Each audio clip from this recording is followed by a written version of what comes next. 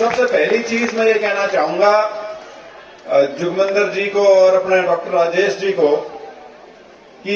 ये वैसे तो जो आपने मार्च में सिलसिला शुरू किया था जब उसका एक हिसाब से समापन है, क्योंकि आपने हर जगह हर गांव में ये सखी सम्मेलन कार्यक्रम आयोजित किए और उसके बाद ब्लॉक स्तर पे किए और अंत में ये पूरे हल्के स्तर का जो कार्यक्रम किया है। लेकिन मेरी आपसे ये रिक्वेस्ट रहेगी कि आगे जब कभी इसी कड़ी में या इसके अलावा इसी तरह का जब आयोजन करें तो बहुत प्रसन्नता होगी यदि स्टेज को चलाने वाली भी महिलाएं हों। और क्योंकि इस सखी सम्मेलन का जो मुख्य उद्देश्य था वो ये था कि हमारे इलाके की जो महिलाएं हैं उनको जागृत किया जा सके और जागृत किया जा सके अलग अलग मुद्दों पर, अलग अलग विषयों पर, क्योंकि हमारे यहाँ एक कमी है, वो शायद पूरे इलाके में है, अकेले उचाना की बात नहीं है, कि महिलाओं की जो भागीदारी है प्रशासनिक कामों में या गांव के जो मुद्दे होते हैं विकास के उनके बारे में, उसमें बहुत अभाव है। और ये कहते हुए मुझे इसलिए भी थोड़ा अटपटा लगता है क्योंकि हरियाणा तो वो प्रदेश है जिसने 90 के दशक में 50% महिलाओं के लिए आरक्षण किया था पंचायतों में और पंची में, और उसके बावजूद भी जो एक जिस प्रकार का एक सशक्तिकरण आना चाहिए था खास तौर पे राजनीतिक तौर पे, वो नहीं आ पाया। और मैं लोकसभा सदस्य हूं, अलग अलग गांव में जाता हूं और पीछे जो सरपंची के चुनाव हुए थे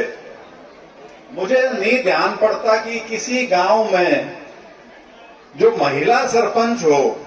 वो कार्यक्रम में आई हो। कोई इक्की दुक्की, अगर मैं 200 गांव में गया हूं तो मुश्किल से 5-10 गांव में आई होंगी, ये तो अन्यथा हर जगह वही बात है, या तो पति होगा या ससुर होगा या भाई वगैरह कुछ इस तरह से है। तो मैं जिस भी गांव में जाता था, मैं पहली चीज जब मेरे को कोई मिलाते ये सरपंच साहब हैं, मैं पहली चीज ये पूछता हूं आप हो या आपके घर में से कोई महिला है, क्योंकि 50% होनी चाहिए। 50% तो ये है कि मतलब हर दूसरा सरपंच जो आपको मिल रहा है वो महिला होनी चाहिए, लेकिन जो मिलते हैं वो नहीं होती। तो ये एक अभाव है, ये कमी है हमारी। खैर सामाजिक व्यवस्था पुरुष प्रधान रही है, उसका ये कारण है। लेकिन बड़ी खुशी की बात है कि ये जो पिछले 7-8 महीने की कवायद जो उचाना में शुरू की गई, उसका आज नतीजा ये है कि कम से कम आप लोग एक बिल्कुल ऐसा कार्यक्रम जो महिलाओं के लिए और सिर्फ महिलाओं के लिए है, उसके अंदर अब आप शिरकत करते हैं, उसके अंदर भागीदारी करते हैं और इतनी भारी संख्या में आते भी हैं। और उसके साथ साथ क्योंकि मैं आपके जितने भी ये वीडियो बनते हैं मैं बाद में देखता हूं इनको कि किसमें क्या हुआ, तो शुरू में एक जो झिझक होती थी वो धीरे धीरे अब खत्म होनी शुरू हुई है। अब चाहे सांस्कृतिक कार्यक्रम की बात हो, ये जो स्कूल कॉलेज की बच्चियां करती हैं, या और जो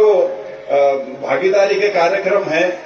वो उसमें एक जो रुचि बनती है, यही चीजें हैं जो जिससे व्यक्ति जो है वो आगे की भी सोचना शुरू करता है। जैसे स्कूल के बच्चे हैं, आपने नोटिस किया होगा ये एक चलन अब पिछले 10-15 साल से शुरू हुआ है कि हर स्कूल में यह प्रयास होता है कि बच्चे जो हैं वो स्टेज पे आके जरूर कुछ करें, चाहे वो स्टेज पे कोई किसी वाद विवाद प्रतियोगिता में भाग लें या किसी सांस्कृतिक कार्यक्रम में भाग लें या कोई बोले। कोशिश ये होती है स्कूलों की कि हर बच्चा स्टेज पे आके बोले या स्टेज पे आके कोई अपनी परफॉर्मेंस दे, क्योंकि उसकी मंशा सिर्फ ये है कि जब स्टेज से आदमी आता है और जब अपने सामने अपने शिक्षकों को या अपने माता पिता को और लोगों को जो बैठे देखता है और उसके सामने यदि फिर वो परफॉर्म करता है तो एक जो आत्मविश्वास की जो एक कमी होती है उसको वो पूरा किया जाता है, और ताकि बच्चा जो है वो आगे जीवन में जाके उसके वो चीज काम आ सके। ये चीज का मैं आपको एक और उदाहरण दूंगा। एक बहुत बड़ी कमी आमतौर पर क्या होती है, जब कोई बच्चे जिनकी इंटरव्यू वगैरह आती है, अब जी नंबर तो ठीक है लेकिन इंटरव्यू में बालक डरे है, उसका भी यही कारण है कि उस बच्चे को शायद वो मौका नहीं मिला जहां पे वो लोगों से मुखातिब हो सके, लोगों से अपने सामने एक बड़ी संख्या में लोगों को बैठ के उसके ऊपर कोई अपनी बात कह सके, अपनी कोई परफॉर्मेंस दे सके। तो ये सारी छोटी छोटी चीजें हैं जिनसे बन के आगे बड़ी बात निकलती है। क्योंकि मुझे अभी भी ध्यान है कि पहली बार चुनाव हुए जिसमें महिलाओं के लिए आरक्षण किया गया था सरपंची में, बहुत जोश था, बहुत महिलाएं निकली थी घरों से चुनाव के लिए, लेकिन वो चुनाव पे आगे खत्म हो गया। उसके बाद वही सारी जो व्यवस्था है हमारी, वही उसके ऊपर आके भारी हो जाती है, उसको काबू कर लेती है। तो मेरा तो आप सभी को जो इस सखी सम्मेलन जो आपके हुए हैं निरंतर 65 गांव में, और उसके बाद 4-5 जो और किए, करीब 70 के आसपास आपने आयोजन किए हैं। पहली चीज तो इस चीज की बधाई है कि आपने ये सोचा ऐसा करने का। दूसरा इस चीज की बधाई है कि आपने इतनी मेहनत की कि इतनी संख्या में निरंतर हर गांव के हिसाब से महिलाओं ने उसमें भागीदारी करनी शुरू करी। और सबसे बड़ी उपलब्धि यह है कि मुझे नहीं पता कि हरियाणा में कोई भी ऐसा और हल्का है जहां पर इस तरह की कार्रवाई की गई है, जहां महिलाओं को, विशुद्ध महिलाओं के लिए कार्यक्रम किए गए। अब देखो कितनी सुंदरी बात है, आप सब बैठी हो, ये खड़े हैं बच्चे सारे के सारे,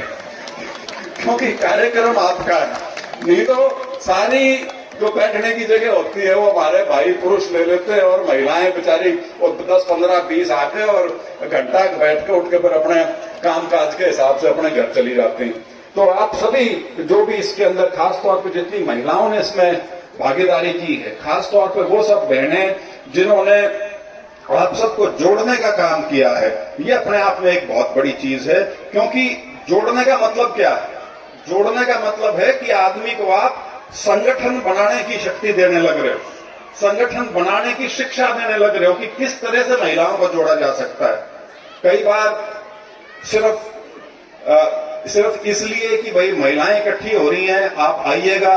कई बार इस तरह से कि भाई वहां कुछ आयोजन होंगे, सांस्कृतिक कार्यक्रम होंगे, इस हिसाब से आइएगा। कई बार इस तरीके से कि जी कोई राजनीतिक लोग आ रहे हैं, वो अपनी बात कहना चाहते हैं, आपने उनको सुनना चाहिए, आप आइएगा। कोई भी तरीका हो सकता है। और कई बार ये भी लुभावन दिया जा सकता है कि आज कोई चुन्नी चांदी मिलेंगी या कुछ मिलेगा। तो ये सारी चीजें हैं, ये सारे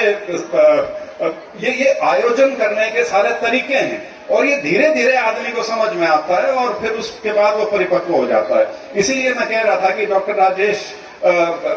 जी से भी मेरी रिक्वेस्ट है कि अगला जो कार्यक्रम करो उसका जो ये मंच संचालन है, ये किसी महिला के हाथ में होना चाहिए, ताकि ये लगे कि यहाँ पूर्ण रूप से महिलाओं का ये कार्यक्रम है। क्योंकि अभी भी थोड़ी थोड़ी मेरे को भावना ये आ रही है कि ये कार्यक्रम तो महिलाओं का है, लेकिन ये हाथ में अभी भी आदमियों का ही है। तो उस कड़ी में यदि हम आगे बढ़ेंगे तो मुझे पूर्ण विश्वास है कि आपका जो समाज में जो योगदान होना चाहिए। देखिए, हमारी पुरानी संस्कृति है जिसके अंदर बहुत उपलब्धि है, बहुत बड़ी बात है कि घर का संचालन, बच्चों का लालन पालन और परिवार की देख रेख जो है वो महिलाओं के हाथ में। लेकिन नया जमाना जो है, नए जमाने में बहुत जरूरी है कि महिलाओं की भागीदारी जो सार्वजनिक जीवन में है उसमें भी उतनी होनी चाहिए जितनी उसकी भूमिका अपने घर के अंदर रहती है। और इसके लिए इस प्रकार का आयोजन, इस प्रकार का संगठन और शिक्षा, ये 2-3 चीजें हैं जो बहुत जरूरी हैं। कोई ये नहीं कहता कि क्रांतिकारी बन जाओ, लेकिन इतना जरूर है कि आदमी को अपना एहसास होना चाहिए कि, अब मैं एक और उदाहरण दूं वोट का। अब महिलाओं को हमारे समाज में ऐसा माना जाता है कि आदमियों ने अगर हां भर दी कि फलाने की वोट देंगे, महिलाओं की तो गिनती ही नहीं है, कहा इनकी तो आए जाओगी, घर के साथ घर में जो बात होगी उस हिसाब से आ जाएगी। तो आप जो यहाँ बैठी हैं, उस जागरूकता का नतीजा यही होना चाहिए कि आपके अंदर इतनी सोचने की शक्ति हो कि आपका भला और आपका विकास और आपकी बात कौन करने लग रहा है, उस हिसाब से भी सोच सके आप लोग। सिर्फ ये नहीं है कि भाई ये नहीं कह रहा कि घर में लड़ाई कर लो, वाद विवाद बहस होनी चाहिए, लेकिन जब आप उस पर्दे वाले कमरे में जाएं जहां बटन दबाना होता है, उसमें जरूर 2 सेकंड सोच लें कि मैंने वोट अपने घरवाले ने जो कही है उसके हिसाब से कैंड देनी है, जो मन जो ठीक लग रहा है उस हिसाब से काम करना, ये बहुत जरूरी। और मैं तो एक बार अंत में बस यही बात कह के खत्म करूंगा, क्योंकि मैं कभी भी इस प्रकार का जो आयोजन है उसमें कोई राजनीतिक बात नहीं कहना चाहता, लेकिन इसमें बहुत मैं बधाई देना चाहूंगा मेरी माता जी को, प्रेमलता जी को, आपकी पूर्व में विधायक रही हैं, कि इस प्रकार का उन्होंने पहल करी। और मुझे नहीं था कि ये इतना लंबा चल जाएगा, मेरे को था कि ये 2-4 कार्यक्रम होके फिर ठंडा पड़ जाएगा, लेकिन जिस शिद्दत के साथ निरंतर पिछले 8 महीने से इसको बढ़ाया गया और जिसका आज ये अंतिम पड़ाव है, उसके लिए मैं उनको भी और उनके साथ जो उनकी पूरी टीम महिलाओं की थी, उनको मैं सबको बहुत बधाई देता हूं। और इसी उम्मीद के साथ कि ये आयोजन भले ही इस कड़ी का आखिरी है, लेकिन ये अन्यथा आखिरी कार्यक्रम नहीं होगा, बल्कि इससे आगे और बेहतर तरीके से हम जो महिलाओं को संगठित करने का काम है उसको आगे बढ़ाएंगे। एक बार आपको पुनः बहुत बधाई, बहुत धन्यवाद। जो घर में जो शिक्षा माँ अपने बच्चे को दे सकती है या जो स्कूल में टीचर दे सकता है, वही है असली मायने। बच्चे के दिमाग में जो शुरू के 5-7 साल में चीज घर कर जाती है, वही है जो निरंतर उसके साथ